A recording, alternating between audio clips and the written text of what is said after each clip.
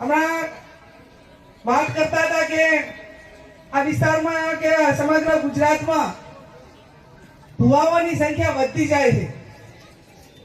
હું જે ભુવાજી હોય ને વિનંતી કરું કે તમે ધારો તો અંધશ્રદ્ધામાંથી કોઈ પણ વ્યક્તિને બહાર કાઢી શકો છો, અને તો તમે ધારો તો કોઈ પણ પરિવારોને ને ઘણા બધાને બરબાદ કરી શકો છો. આમાં પ્લસ અને માઇનસ બે છે. અમારે એક બાજુ ભુવાઓ ધૂણાવા આવે અને ઘણી વખત બધા આગેવાનો ને બધા કહેતા, અને આમ ભુવાઓ થાય ધૂણો એટલે શું કે આકાશ બાંધું, પાતાળ બાંધું, 64 જોગણી બાંધું, આવું બધું પેલું કે, અને ઘરમાં બાજુ ઝોપડું બાંધવા માટેની દોઈડિયા ના હોય ને આખું પાતાળ બાંધી નાખે.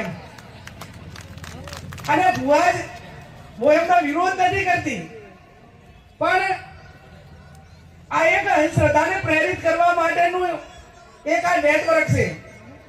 કોઈ પણ દુનિયાની અંદર કોઈ પણ વ્યક્તિ એના કર્મને આધીન એનું ફળ ભોગવતા હોય છે, અને દુનિયાની અંદર પરિશ્રમ સિવાય કોઈ વસ્તુ આપણે પ્રાપ્ત કરી શકવાના નથી.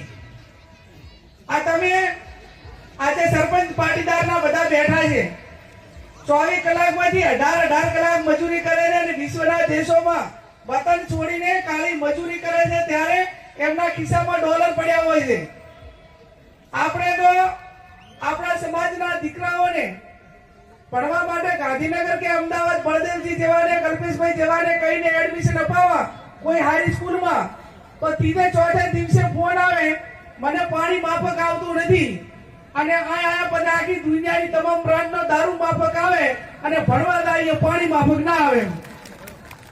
આ એક સંઘર્ષ કરવા માટેની એક મુશ્કેલી બેઠીને બીજાની હરોળમાં એ ટકી રહેવા માટેની જે મનોબળ સાથે જે એને ટકવું જોઈએ, એ આપણા સમાજના દીકરાઓ ટકી શકતા નથી.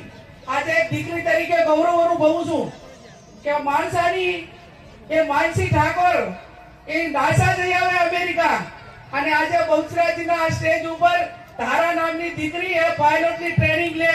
એ મારા માટે, ગેરીબેન માટે, સમાજની દીકરીઓ માટે ખૂબ પ્રેરણાદાયી અને એક ઉમદા ઉદાહરણ રૂપી છે.